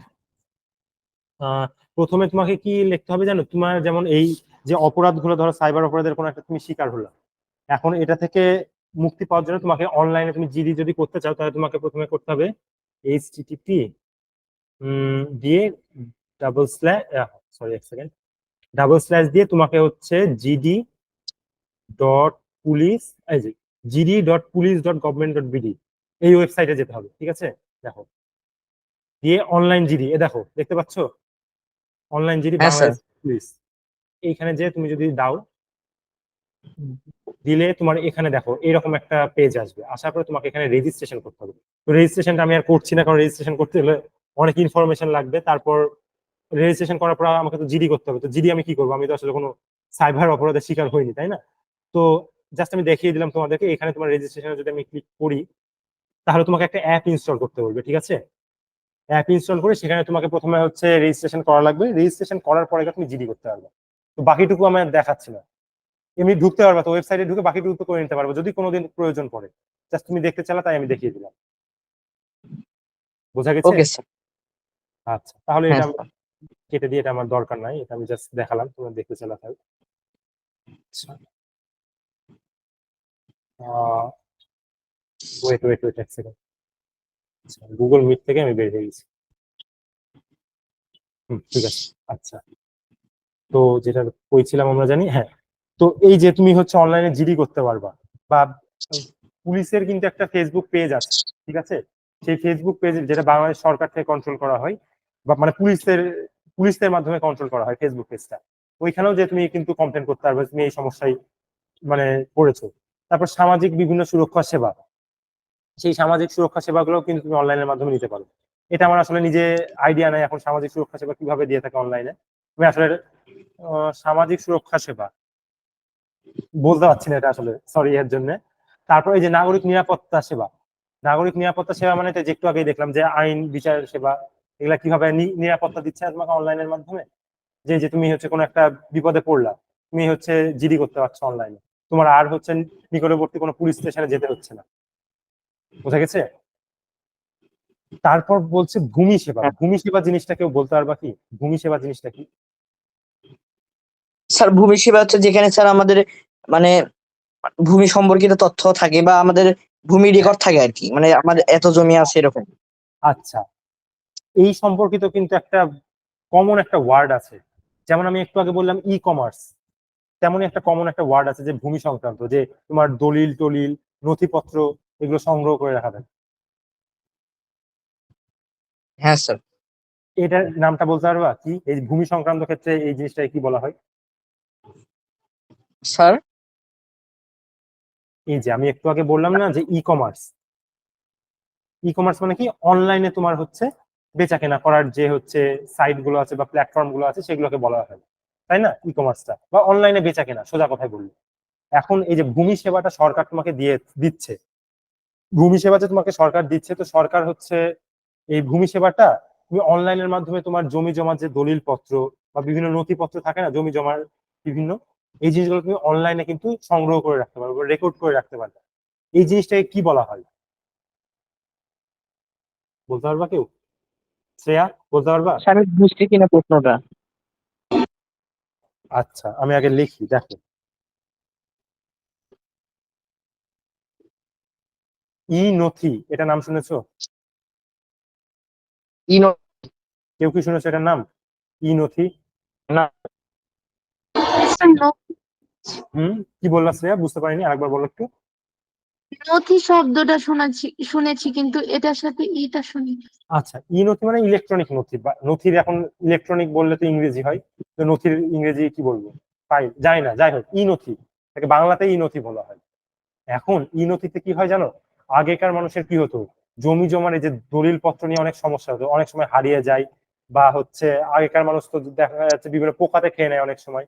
তো এখন আসলে এই সময় চলে গেছে, এখন মানুষ কি করতে পারে জানো, অনলাইনে এই জমি জমার এই ফাইলগুলো রেকর্ড করে রেখে দিতে পারে। এই জিনিসটাকে এই যে রেকর্ড করা হয়, এই পদ্ধতিটাই হচ্ছে ই নথি। এবার বোঝা গেছে ই নথি হুম। জিনিসটা কি? নথি, নথি মানেই তো ফাইল না, নথির ইংরেজি তো ফাইল, ফাইলের বাংলা কি বলবো, মানে ওই হ্যাঁ তো স্যার। মানে কাগজপত্র যেটাকে বলে। বোঝা গেছে? হ্যাঁ শ্রেয়া, স্যার। বুঝতে পেরেছো ই নথি এই জিনিসটা কি? স্যার আচ্ছা, তারপর আমাদের কি আছে? এই তো এগুলো শেষ। এখানে বলছে উপরের ধরনগুলো ছাড়া আরো কি ধরনের সেবা আমরা শনাক্ত করতে পারি, পরের পৃষ্ঠে সেগুলো আচ্ছা আচ্ছা, আরো কি ধরনের সেবা? আচ্ছা, এটা কি ধরনের সেবা একটু দাঁড়াও, এটা চিন্তা করে বলো তো আরো কি ধরনের সেবা আমরা পেতে পারি।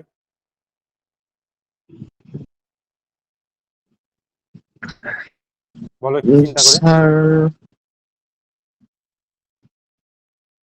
আমরা পাসপোর্ট সেবা পেতে পারি না? যে পাসপোর্টের সেটাই, যে সেবাটা এটা পাচ্ছি, বাদে। এই যে এগুলো সেবা বাদেও এই যে কি বলা হচ্ছে শিক্ষা সেবা, স্বাস্থ্য, বুঝলাম না, কিছু বললা? স্যার না স্যার না। অনলাইনে জন্ম নিবন্ধন। হ্যাঁ, জন্ম নিবন্ধন, একটা জাতীয় পরিচয়পত্র সেবা, তারপর তথ্য প্রযুক্তি বা ডিজিটাল সেবা বিষয়ক বিভিন্ন সেবা পেয়ে থাকছি, পাসপোর্ট সেবা পাচ্ছি, প্রতিরক্ষা সেবা, যোগাযোগ, পরিবহন সেবা, এগুলো সেবা পাচ্ছি না? তো এগুলোই মূলত এখানে লেখা লাগবে। ঠিক আছে, এগুলোকে লিখে দিব আমি, লিখে দেওয়ার দরকার আছে এগুলো, শুনতে হ্যাঁ। পাচ্ছো তোমরা? No sir. আচ্ছা, এইবার দেখো না স্যার। চিত্র 3., আচ্ছা চিত্র 3.2 ও ছক 3.1 আমরা বিভিন্ন ধরনের নাগরিক সেবা চিহ্নিত করেছি। এবার বিভিন্ন নাগরিক সেবাকে শ্রেণীবিন্যাস অনুযায়ী সাজিয়ে নিতে পারি। এর সাথে কোন সেবা কোন আচ্ছা প্রতিষ্ঠানের নিকট থেকে আমরা পাবো সেটি। আচ্ছা, ধরো তুমি যদি এখন জন্ম নিবন্ধন করতে যাও, তুমি কোথায় যাবে আমাকে বলো তো? যদি তুমি শহরাঞ্চলে থাকো, তাহলে শহরাঞ্চলে থাকলে আমরা কি থাকি, যেমন হচ্ছে সিটি কর্পোরেশন থাকে না শহরে? শহরে কিন্তু সিটি কর্পোরেশন থাকে, কিন্তু তুমি যদি হুম। একটু মফস্বল টাইপের, মফস্বল মানে একটু গ্রামাঞ্চল টাইপের জায়গা থাকে, সেখানে পৌরসভা থাকে বা ইউনিয়ন পরিষদ থাকে। অর্থাৎ তুমি যদি এই যে জন্ম নিবন্ধন সার্টিফিকেট করতে যাও বা এই জন্ম নিবন্ধনের সেবা নিতে যাও, তুমি কোথায় যাবা? তুমি যাবা সিটি কর্পোরেশনে যাবা বা হচ্ছে পৌরসভায় বা ইউনিয়ন পরিষদে। বোঝা গেছে? তো এই রকমই হচ্ছে কয়েকটা সেবা। যেমন যদি আমি বলি, যদি তুমি চিকিৎসা সেবা নিতে যাও, তাহলে যদি এটা দ্বারা মূলত বোঝাচ্ছে যে এই নাগরিক সেবাটা তুমি সশরীরে কোথায় যেয়ে নিতে পারবে। আমরা অনলাইনের মাধ্যমে তো নিতে পারবোই, তাই না? কিন্তু এই যে জন্ম নিবন্ধনের সার্টিফিকেটটা যেটা, এটা যদি তুমি তুলতে হয়, তো এই সার্টিফিকেটটা তুমি অনলাইন অ্যাপ্লিকেশন করলা, কথার কথা, অ্যাপ্লিকেশন করার পরে যে জন্ম নিবন্ধনের সার্টিফিকেটটা আসবে, সেটা তো একটা হার্ড কপি আসবে বা একটা পেপার আসবে, তাই না? কাগজ আসবে। সেই কাগজটা তো তোমাকে তোলার জন্য কোথায় যেতে হবে? সেই সেবা প্রদানকারী প্রতিষ্ঠানটা কোনটা? সিটি কর্পোরেশনে যেতে হবে।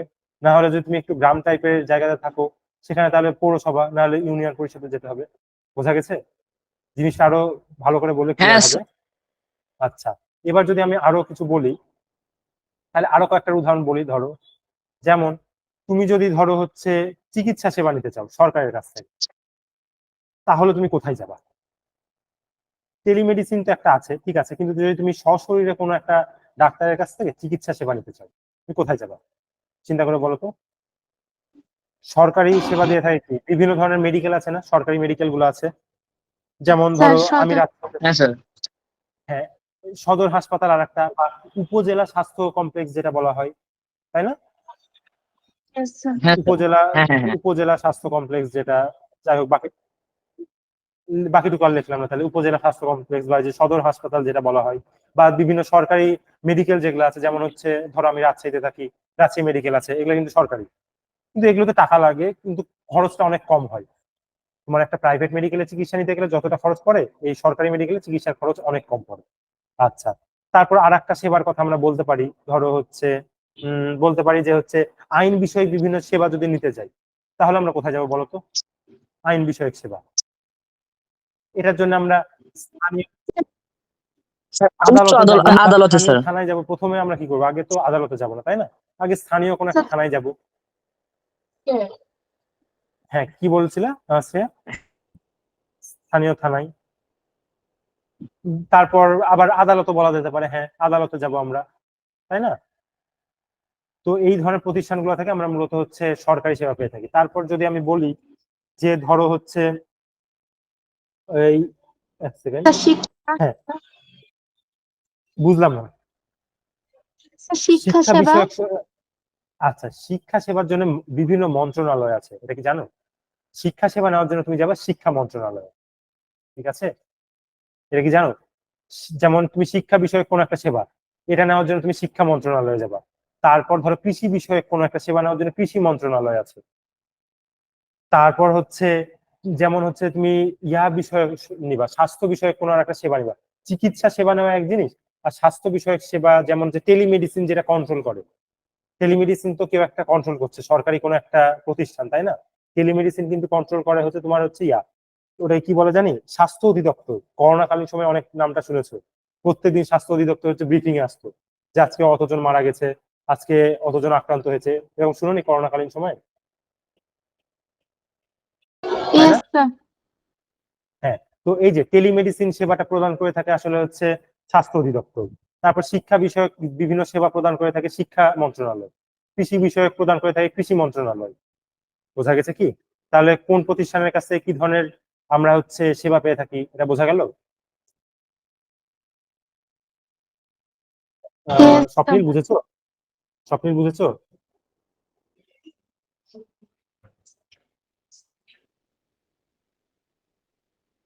স্বপ্নিল নাই বোধহয়। হ্যাঁ, শ্রেয়া তুমি হাত তুললা, কিছু বলবা কি? আচ্ছা, যাই হোক। তো পরবর্তীতে যেটা দেখি, ছক 3.2 প্রাপ্ত নাগরিক সেবাগুলো পাওয়ার জন্য আমাদের প্রক্রিয়ার মধ্য দিয়ে যেতে হয়। এখনকার সময়ে ডিজিটাল প্রযুক্তি ব্যবহার করে নাগরিক সেবা গ্রহণ করার সম্ভাবনা খুব বেশি হয়েছে ডিজিটাল প্রযুক্তি ব্যবহার করে। হ্যাঁ, এই যে শিক্ষা বিষয়ক বিভিন্ন তথ্য সংগ্রহ, ধরো আগে কি হতো, যেমন আগেকার যুগে ধরো তোমার বাবা মায়ের কথা যদি চিন্তা করো, আগে কি হতো, ধরো তোমরা যেমন পিএসসি দিয়েছো কোথায়, যত সম্ভব পিএসসি দিয়েছো কিনা জানি না, পিএসসি আছে, এটা একটা না। মানে হচ্ছে ন্যাশনাল পরীক্ষা বা জাতীয় একটা পরীক্ষা বলা চলে, যে পুরো বাংলাদেশে এটা হয়, পিএসসি হয়। পিএসসি হচ্ছে ক্লাস 5-এ দেওয়া লাগে, আমি দিয়েছি ওটা, তোমাদের সময় বলে পিএসসি ছিল না। ভবিষ্যতে তোমরা এখন ক্লাস 8-এ পড়ছো, আর 2 বছর বা 3 বছর পর তুমি যে এসএসসি দিবা, তার 2 বছর পর যে আবার তুমি এইচএসসি দিবা, তো এই যে এই পরীক্ষাগুলো, এগুলো কিন্তু পুরো বাংলাদেশে পরীক্ষাটা হয়, একই সঙ্গে হয়। আর এগুলো খুবই গুরুত্বপূর্ণ পরীক্ষা। তো এই পরীক্ষাগুলোর কি হতো, এক সময় রেজাল্ট হতো কি, যখন রেজাল্ট পাবলিশ হতো একদিনে পুরো বাংলাদেশের রেজাল্ট পাবলিশ হতো। পাবলিশ হয়ে কি হতো, যে হচ্ছে বিভিন্ন স্কুলে, ধরো তুমি যে স্কুলে পড়াশোনা করছো সেই স্কুলে নোটিশ বোর্ডে টাঙিয়ে দিত রেজাল্ট, যে কয়জন পাস করেছে, কয়জন ফেল করেছে, কয়জন গোল্ডেন পেয়েছে। গোল্ডেন তো ছিল না, আগে আগে স্টার মার্কস ছিল। তো যাই হোক, কথা কথা গোল্ডেন, কয়জন গোল্ডেন পেয়েছে, এটা হচ্ছে নোটিশ বোর্ডে টাঙিয়ে দেওয়া হতো। কিন্তু এখনকার সময় কি, তোমাকে রেজাল্ট নেওয়ার জন্য, এই যে ধরো তুমি দেখো যে তোমার অনেক বড় যারা ভাই আপুরা আছে, তারা যে যে এসএসসি এইচএসসি পরীক্ষা দিচ্ছে বা দিয়ে রেজাল্ট পেয়েছে, সেটার জন্য কি আর তারা স্কুলে যায়? এখন কিন্তু আর স্কুলে যায় না। এখন কি করে, মোবাইলে মেসেজ করে, মোবাইলে মেসেজ করা মাত্রই তাদের মোবাইলে রেজাল্ট চলে আসে। এখন কি দেখেছো শ্রেয়া, দেখেছো কি এরকম? হ্যালো? হ্যালো? স্যার আবার বলেন। আচ্ছা, দেখো তুমি আসলে এটা বুঝতে পারছো না কেন, তুমি আসলে তোমাদের পিএসসি পরীক্ষা হয়নি। তো এক সময় কি হতো কি, যে আমাদের সময়েরই কথা যদি বলি, যে ক্লাস 5-এ একটা ন্যাশনাল এক্সাম টাইপের বলা যায়, বা একটা বোর্ড এক্সাম বলে মেইনলি এগুলোকে, ঠিক আছে, বোর্ড এক্সাম, বোর্ড পরীক্ষা। তো এই বোর্ড পরীক্ষাগুলো হতো কি হতো, ক্লাস 5-এ আমাদের হতো পিএসসি, যেটা পুরা বাংলাদেশে সংগঠিত হতো, মানে পুরা বাংলাদেশে যারা ক্লাস 5-এর শিক্ষার্থী আছে তাদেরকে পিএসসি পরীক্ষাটায় অংশগ্রহণ করতে হতো। এই পিএসসি পরীক্ষায় তারা ভালো ফলাফল করলে তারা পরবর্তী শ্রেণীতে যেতে পারতো, ক্লাস 6-এ উঠতে পারতো, ঠিক আছে? তোমাদের সময় তো আর পিএসসি ছিল না, কিন্তু আমাদের সময় পিএসসি ছিল, এটা একটা বোর্ড পরীক্ষা। এটা পুরা বাংলাদেশের, মানে পুরা বাংলাদেশে এই পরীক্ষাটা অনুষ্ঠিত হতো। যারা ক্লাস 5-এর শিক্ষার্থী সবাইকে এই পরীক্ষা দিতে হতো। পরীক্ষা দিয়ে তারা যদি পাশ করে, তাহলেই তারা কেবল ক্লাস 6-এ যেতে পারতো। ঠিক আছে, এই পর্যন্ত তো বোঝা গেছে। এখন ধরো আবার যেমন তুমি এখন ক্লাস 8-এ পড়ছো, ক্লাস 8-এ কিন্তু আমাদের সময় একটা কিন্তু বোর্ড এক্সাম ছিল, সেটাকে বলা হয় জেএসসি। পিএসসি। এই হ্যাঁ, জেএসসি। তো জেএসসি তো বুঝো, তাহলে জেএসসি দিয়ে বুঝাই তাহলে সুবিধা হবে, পিএসসি দিয়ে না বুঝে জেএসসি তে বুঝো। এই ক্লাস 8-এ একটা বোর্ড এক্সাম হয়, যেটা পুরো বাংলাদেশে এক সময় হতো, এখন উঠিয়ে দিয়েছে জেএসসি। তো এই ক্লাস 8-এর এই বোর্ড এক্সামটা পুরো বাংলাদেশে হতো। হওয়ার পরে কি হতো, এই পরীক্ষাতে তুমি ভালো রেজাল্ট করতে পারলে বা পাস করতে পারলে তুমি কেবল 9-এ উঠতে পারবে, তার আগে তোমাকে ক্লাস 9-এ উঠতে দিবে না, তোমাকে আবার ক্লাস 8-এ পড়াশোনা করা লাগবে। তো এখন জেএসসি পরীক্ষাটা তো পুরো বাংলাদেশে হচ্ছে, এখানে লাখ লাখ পরীক্ষার্থী পরীক্ষা দিচ্ছে।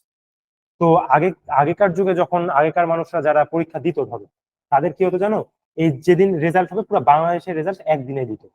এবং সেই রেজাল্টটা কি হতো, ধরো তুমি কথার কথা ক নামক কোনো একটা স্কুলে পড়াশোনা করো, কথার কথা ধরলাম তুমি ক নামক কোনো স্কুলে পড়াশোনা করো, এখন তোমার স্কুলে হচ্ছে যেদিন রেজাল্ট হবে একটা ডেট ঘোষণা করে দেয় আগে থেকে, যে এত তারিখে জিএসসি রেজাল্ট দেওয়া হবে পুরো বাংলাদেশে। তো ওই যেদিন রেজাল্ট দেওয়া হবে সেদিন তোমার এই ক নামক এই স্কুলে, ধরো তুমি এই ক নামক স্কুলে পড়াশোনা করো, তো এই স্কুলের নোটিশ বোর্ডে হচ্ছে রেজাল্টটা টাঙিয়ে দিতে হতো। এর জন্য কি হতো, ছেলে পেলেকে বাড়ি থেকে যে রেজাল্টটা দেখে আসতে হতো। এই পর্যন্ত কি বোঝা গেছে যে রেজাল্টটা কিভাবে দেখতে হতো, যে তুমি পাস করেছো না ফেল করেছো, নাকি গোল্ডেন পেয়েছো না A+ পেয়েছো না GPA 5, এটা দেখার জন্য তোমাকে স্কুলে যেতে হতো।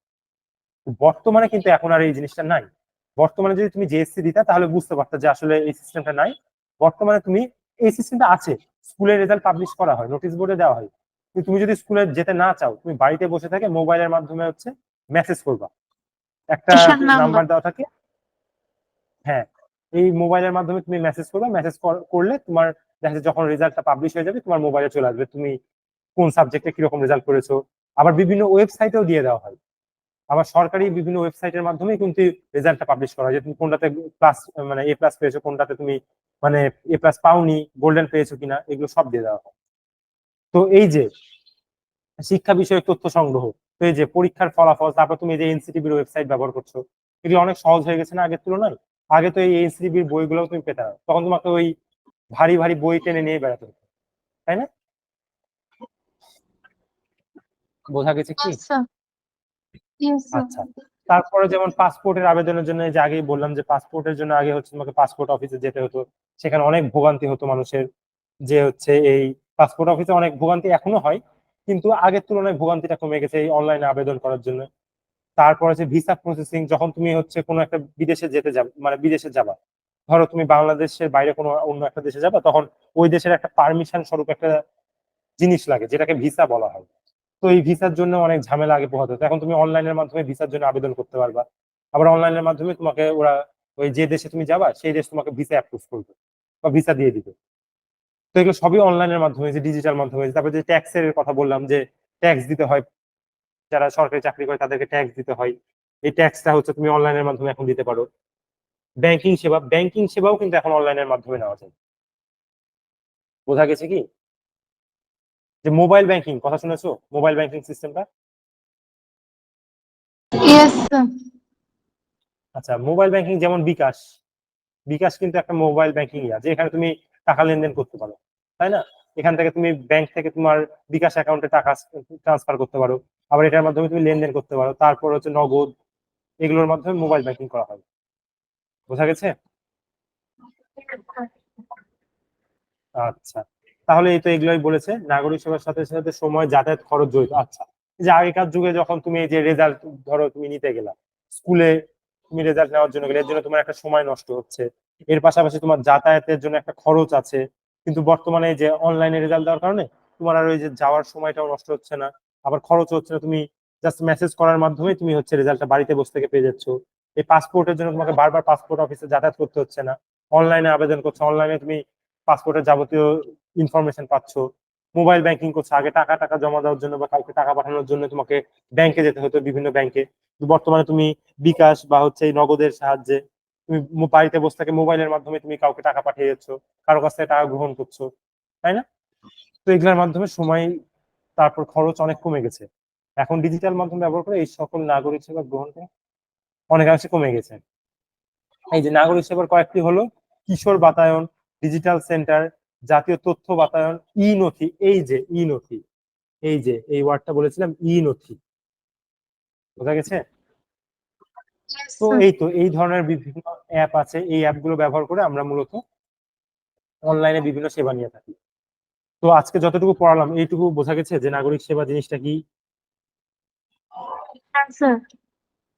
আচ্ছা, আরেকটু পড়িয়ে দিই, তাছাড়া তোমাদের সিলেবাস কমপ্লিট হবে না, আজকে বেশি দূর পড়ানো হয়নি। আচ্ছা, এইটা তো গেল।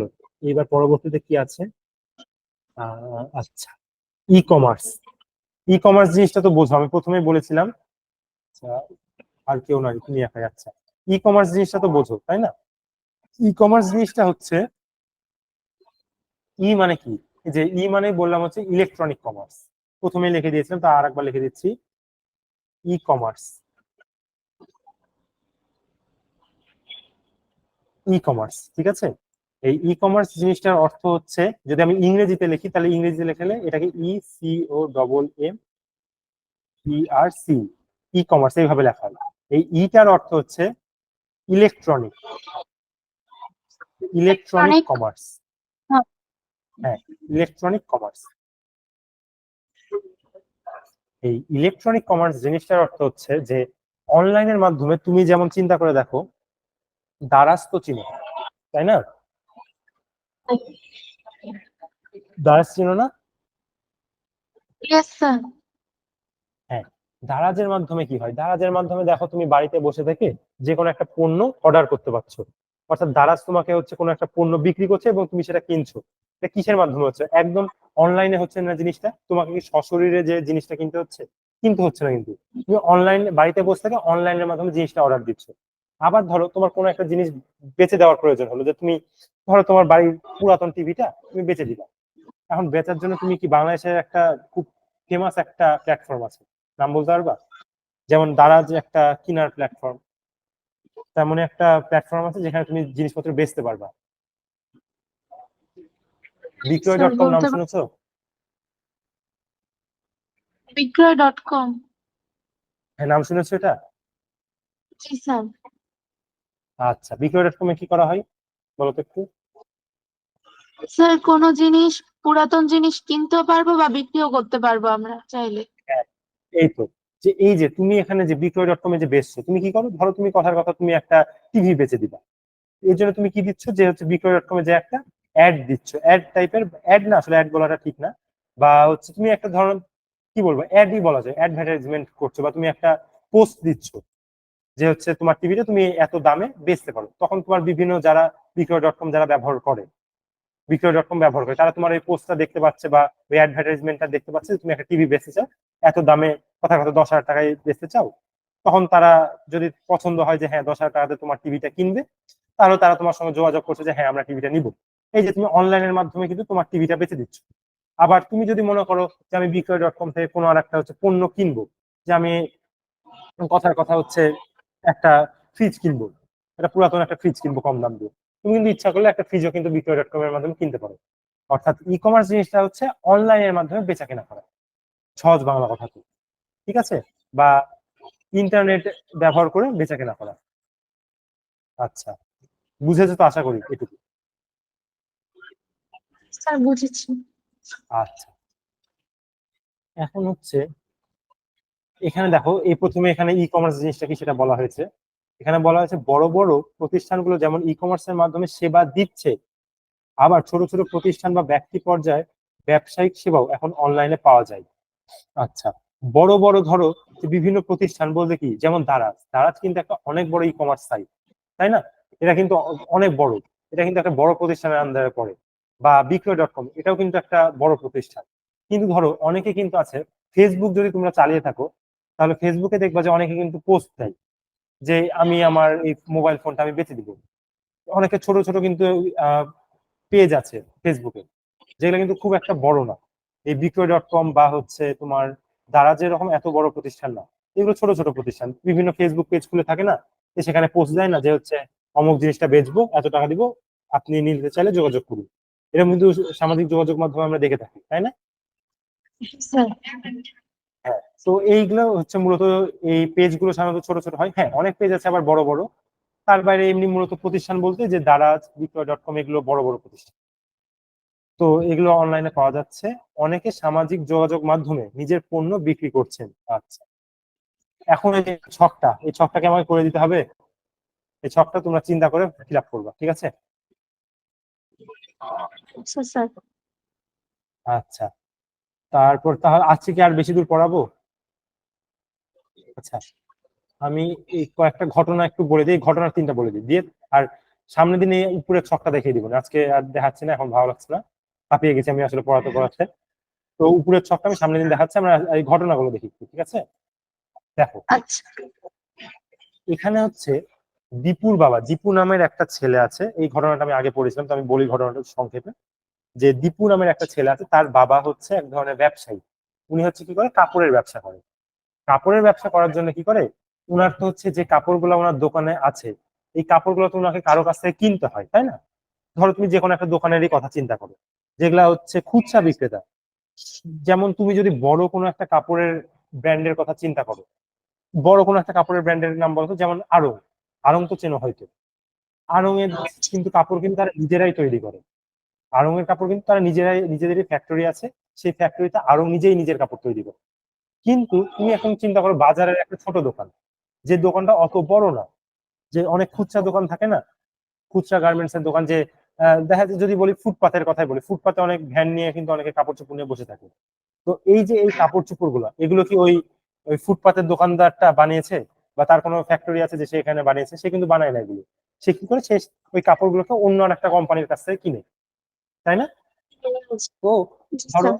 এই খায়রুল সাহেব হচ্ছে কি করে, উনার একটা কাপড়ের ব্যবসা আছে। উনি হচ্ছে অন্য একটা পাইকারি বিক্রেতার কাছ থেকে কাপড় কিনে নিয়ে আসেন। উনি যাতায়াতের মাধ্যমে উনি ওই পাইকারি বিক্রেতার কাছে যান, এই যে ঢাকার চক বাজারে যান, চক বাজারে যে ওই পাইকারি বিক্রেতার কাছ থেকে কাপড় নিয়ে আসে, যে দোকানে বিক্রি করেন। এই যে ওনার যাতায়াত হচ্ছে, এই যাতায়াতের জন্য ওনার একটা খরচ পড়ছে না? হ্যাঁ উনি যে স্যার। যাচ্ছে কাপড়গুলো নেওয়ার জন্য, দিয়ে আবার উনি ওই পাইকারি বিক্রেতার দোকানে যাচ্ছে, দিয়ে কাপড় নিচ্ছে, আবার তার দোকানে ব্যাক করছে কাপড়গুলো নিয়ে, এর জন্য তার একটা খরচ পড়ছে। তার পাশাপাশি তার একটা সময় নষ্ট হচ্ছে। তো এর মাধ্যমে দেখা যায় কি, যে এক সময় দেখা যায় যে হচ্ছে যাতায়াতের খরচটা কিন্তু দিন দিন বাড়ছে। এই যে কিন্তু পরিবহন খরচ বেড়ে যাওয়ায় বাঁকা হয়ে গেল। আচ্ছা, এই যে এখানে বলা হচ্ছে পরিবহন খরচ বেড়ে যাওয়ায়, এখন ধরো পরিবহন খরচ বেড়ে গেছে, তাহলে তো উনার লাভটা কমে যাবে। উনি যত কম খরচে উনি কাপড়গুলোকে নিয়ে আসতে পারেন, ততই উনার লাভ বেশি হবে, তাই না? এখন উনি কি জি করলেন, স্যার। উনি হচ্ছে অনলাইনে একটা ব্যবস্থা করলেন, যে অনলাইনের মাধ্যমে উনি ওই পাইকারি দোকানদারকে অর্ডার দিবেন, যে কথার কথা আমাকে 10 সেট জামা লাগবে। অনলাইনে উনি ওই পাইকারি দোকানদারকে অর্ডার দিয়ে দিল, পাইকারি দোকানদার নিজে থেকে এসে ওনাকে পার্সেল দিয়ে গেল। এটাতে কি তাহলে এই যে খায়রুল সাহেব, দীপুর বাবার কি আর কোনো খরচ হচ্ছে? উনি জাস্ট অনলাইনে অর্ডার দিচ্ছেন, সুন্দর করে ওনার কাছে এসে পৌঁছে দিচ্ছে কাপড় চোপড়টা। তাহলে ওনার তো আর কোনো খরচ হচ্ছে না, যাতায়াতের খরচটা বেঁচে যাচ্ছে। তার মানে ওই টাকাটা কিন্তু ওনার লাভ হচ্ছে, তাই না? জি স্যার। বোঝা গেছে তাহলে ই কমার্স এর মাধ্যমে কিভাবে বেঁচে গেল, বা উনি কিভাবে ব্যবসা করছে ই কমার্সের মাধ্যমে। এটা তো ই কমার্স, যে অনলাইনের মাধ্যমে উনি অর্ডার দিচ্ছে, তাহলে তো এটা অবশ্যই একটা ই কমার্স। অনলাইনের মাধ্যমে বেচা কেনা চলছে জিনিসপত্রের। বোঝা গেল কি? জি স্যার, বুঝতে আচ্ছা পেরেছি। আচ্ছা, আর এই ঘটনাটা পড়িয়ে শেষ করবো আজকে। দেখো, ঘটনা 2। আচ্ছা, থামো আমি একটু দেখে নিই যে ঘটনাটা কি আছে। আহ, আচ্ছা, সুজন হচ্ছে একজন কি বলবো, যে সুজন অনলাইনের মাধ্যমে বা সামাজিক যোগাযোগ মাধ্যমে পুরাতন জিনিসপত্র ক্রয় করে। পুরাতন জিনিসপত্র ক্রয় করে, আচ্ছা দাঁড়াও, ও আচ্ছা হ্যাঁ, সা- সুজন হচ্ছে পুরাতন জিনিসপত্র ক্রয় করে। সে কিভাবে ক্রয় করে? সামাজিক যোগাযোগ মাধ্যমে আমরা অনেক সময় দেখি না, অনেকে বলে থাকে যে আপনাদের যদি অমুক কোনো জিনিস থাকে, পুরাতন কোনো ফোন থাকে, তাহলে আপনারা আমার কাছে বেচতে পারেন বা আমার সঙ্গে যোগাযোগ করতে পারেন, এরকম অনেকে বলে না? ফেসবুকে এরকম দেখা যায় না অনেক সময়, যে বলে থাকে যে আপনি যদি একটা পুরাতন ফোন বেচতে চান, তাহলে আমার সঙ্গে যোগাযোগ করতে পারেন, আমি কিনে নিব ফোনটা। এরকম বলে না সামাজিক যোগাযোগ মাধ্যমে, এরকম অনেকে অ্যাড আসে না? জি স্যার।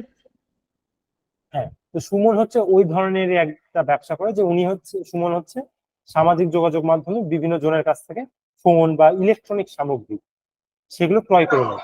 ক্রয় করে তিনি কি করে, সেই জিনিসগুলো মেরামত করে। ধরো তোমার কাছ থেকে তোমার মোবাইলটা নষ্ট হয়ে গেছে, তুমি সুজন নামের এই ব্যক্তির কাছে বেচে দিলা মোবাইলটা।